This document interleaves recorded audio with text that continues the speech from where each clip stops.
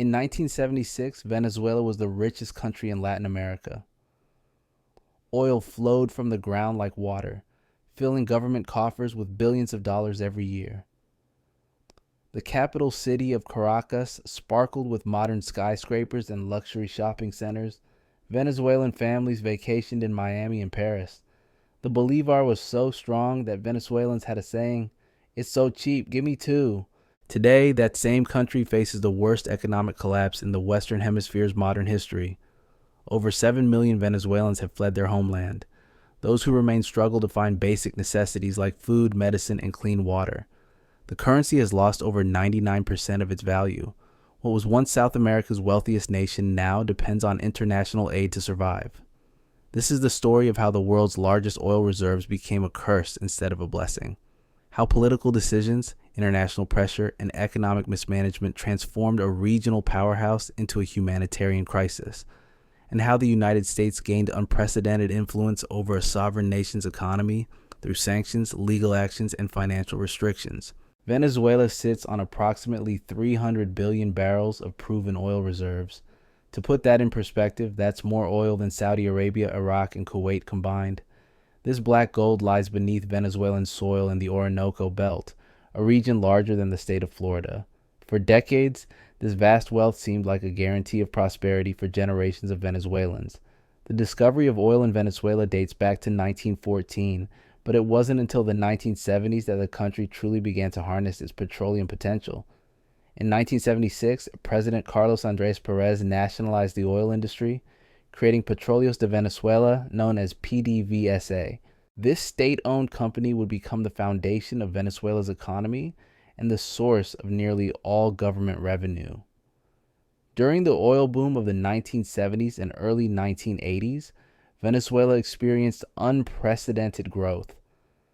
The government launched ambitious infrastructure projects, built universities, hospitals, and highways. Social programs expanded rapidly, providing free education and healthcare to millions of citizens. The middle class grew larger and more prosperous than anywhere else in Latin America. Foreign companies flocked to Venezuela to participate in this economic miracle. International banks competed to lend money to the government. Venezuelan bonds were considered among the safest investments in the developing world. The country became a major player in OPEC, helping to set global oil prices and influence energy markets worldwide. However, this prosperity contained the seeds of future disaster. The government became completely dependent on oil revenue, which represented over 90% of export earnings and more than half of all government income. Other industries withered as the country imported everything from food to manufactured goods. Agriculture, once a significant part of the economy, declined dramatically as cheap imports flooded the market. This phenomenon, known as Dutch disease, occurs when a country's focus on one valuable natural resource undermines other sectors of the economy. Venezuela's leaders failed to diversify the economy during the boom years, leaving the nation vulnerable to oil price fluctuations and external shocks. The first major crisis came in the 1980s when oil prices collapsed. Venezuela faced a severe debt crisis, currency devaluation, and social unrest. The government was forced to implement painful economic reforms, including subsidy cuts and currency devaluation. These measures triggered widespread protests and political instability that would define Venezuelan politics for decades to come. Despite temporary recoveries, Venezuela never fully addressed its fundamental economic problems. Corruption became endemic within PDVSA and throughout the government bureaucracy. Oil revenues were increasingly diverted to political projects rather than productive investments. The country's infrastructure began to deteriorate, and basic services became unreliable. The situation took a dramatic turn in 1999 when Hugo Chavez assumed the presidency. A former military officer who had previously attempted a coup, Chavez promised to transform Venezuela's political and economic system. He implemented what he called 21st century socialism, dramatically expanding government control over the economy and society. Under Chavez's leadership, the government nationalized hundreds of private companies, from oil service firms to food processors. Price controls were imposed on basic goods, leading to shortages and black market activity. The government also dramatically expanded social programs, funded entirely by oil revenue, creating a vast network of political patronage. Initially, these policies appeared successful. High oil prices during the 2000s provided the government with enormous resources to fund social programs and infrastructure projects. Poverty rates declined, and Chavez maintained strong popular support among Venezuela's poor majority. The government also pursued an aggressive foreign policy, challenging United States influence in Latin America and building alliances with countries like Cuba, Iran, and Russia. However, the underlying economic problems were becoming more severe. Production at PDVSA declined as experienced managers and engineers were replaced with political appointees. The company's infrastructure deteriorated due to lack of investment and maintenance. Venezuela, despite having the world's largest oil reserves, was forced to import refined gasoline because its refineries could not meet domestic demand. The government's fiscal policy became increasingly unsustainable. Massive spending programs were funded by borrowing against future oil sales, creating enormous debt obligations. Currency controls were implemented to prevent capital flight, but they created multiple exchange rates and widespread corruption. The gap between official and black market exchange rates reached astronomical levels. When Hugo Chavez died in 2013, his hand-picked successor Nicolas Maduro inherited these mounting economic problems. Unlike Chavez, Maduro lacked charismatic appeal and faced immediate challenges to his legitimacy. Opposition protests erupted across the country, demanding economic reforms and political change. The situation deteriorated rapidly when oil prices collapsed in 2014. Government revenue plummeted, but spending continued at unsustainable levels. The country entered hyperinflation, with prices doubling every few months. Basic goods disappeared from store shelves, and long lines formed outside grocery stores and pharmacies. As the crisis deepened, international attention focused on Venezuela's deteriorating human rights situation and allegations of electoral fraud.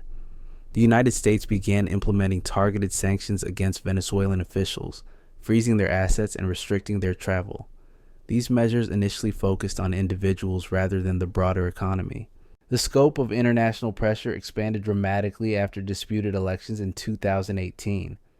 The United States, European Union, and many Latin American countries refused to recognize Maduro's victory, citing irregularities and restrictions on opposition candidates. This international isolation would soon translate into comprehensive economic sanctions that would fundamentally alter Venezuela's relationship with the global financial system. The stage was set for an unprecedented confrontation between a sovereign nation and the world's largest economy, with millions of ordinary Venezuelans caught in the middle. The turning point came in January 2019. Opposition leader Juan Guaidó declared himself interim president, citing constitutional provisions that allowed the National Assembly president to assume power during illegitimate elections. Within hours, the United States recognized Guaidó as Venezuela's legitimate leader. Over 50 countries followed suit, creating a parallel government structure that fundamentally changed Venezuela's international standing. The response from Washington was swift and comprehensive. The Trump administration imposed sanctions on PDVSA, Venezuela's state oil company. These weren't targeted measures against individuals anymore. They were broad economic restrictions designed to cut off the primary source of government revenue. Venezuelan oil could no longer be sold to American companies, and any payments for oil had to go to accounts controlled by the opposition rather than the Maduro government. The impact was immediate and devastating.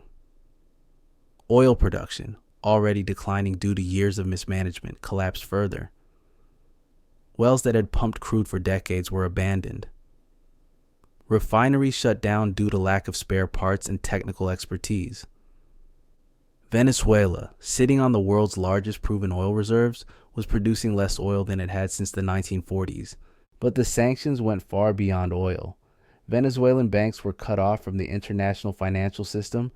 Companies around the world stopped doing business with Venezuela to avoid secondary sanctions from the United States. Insurance companies refused to cover Venezuelan cargo ships. International airlines reduced or eliminated flights to Caracas. The human cost was staggering. Hospitals ran out of basic medicines.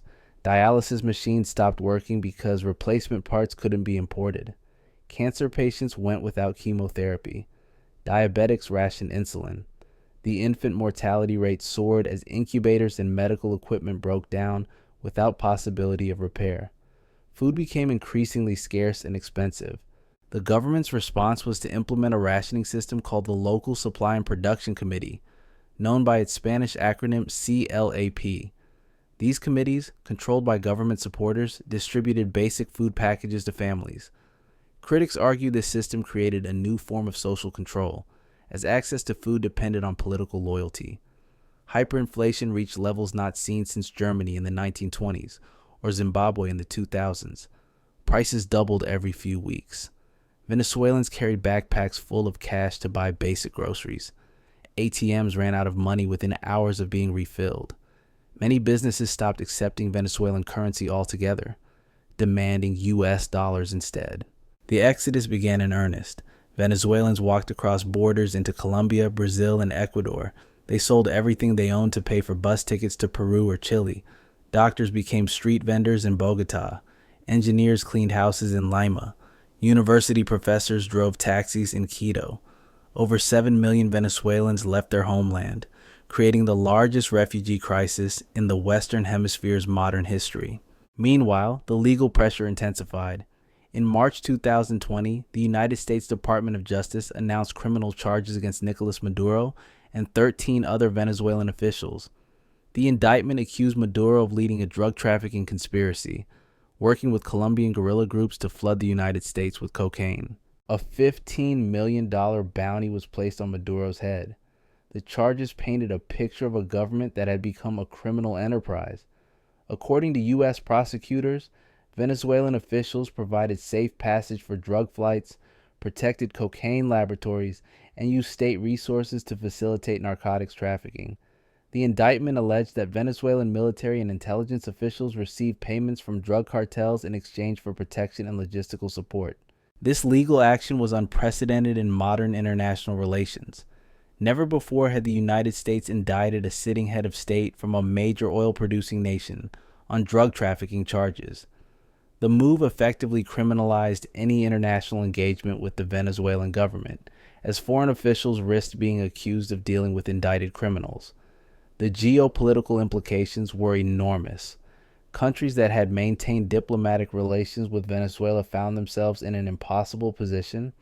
They could either maintain ties with a government that the United States considered a criminal organization, or align themselves with Washington's position and face potential retaliation from Venezuela and its allies. Russia and China, however, doubled down on their support for Maduro. Both countries had invested billions of dollars in Venezuelan oil projects and were owed enormous sums by the Venezuelan government. Russian military advisors arrived in Caracas. Chinese companies continued to provide telecommunications equipment and surveillance technology. Iran sent fuel shipments to help alleviate Venezuela's gasoline shortage. This international divide created a proxy conflict in South America. The United States backed the opposition through financial support and diplomatic pressure. Russia and China supported the government through military assistance and economic lifelines. Venezuela became a battleground for competing global powers, with ordinary Venezuelans paying the price. The sanctions regime became increasingly sophisticated. The United States Treasury Department created a complex web of restrictions that effectively gave Washington control over Venezuela's international economic relationships. Any company that wanted to do business with Venezuela needed explicit permission from the U.S. government. Banks around the world refused to process Venezuelan transactions to avoid violating American sanctions. Even humanitarian aid became politicized. The United States and its allies attempted to deliver aid through Colombian border crossings, but Venezuelan military forces blocked the convoys. The government claimed the aid shipments were cover for a military intervention. International organizations found themselves caught in the middle, unable to deliver desperately needed medical supplies and food. Venezuela's story serves as a sobering reminder of how natural resource wealth can become a nation's greatest vulnerability. From Latin America's richest country to economic collapse, Venezuela demonstrates the dangers of oil dependency, political mismanagement, and international isolation. Today, millions of Venezuelans remain caught between a government facing criminal charges and sanctions that have devastated their daily lives.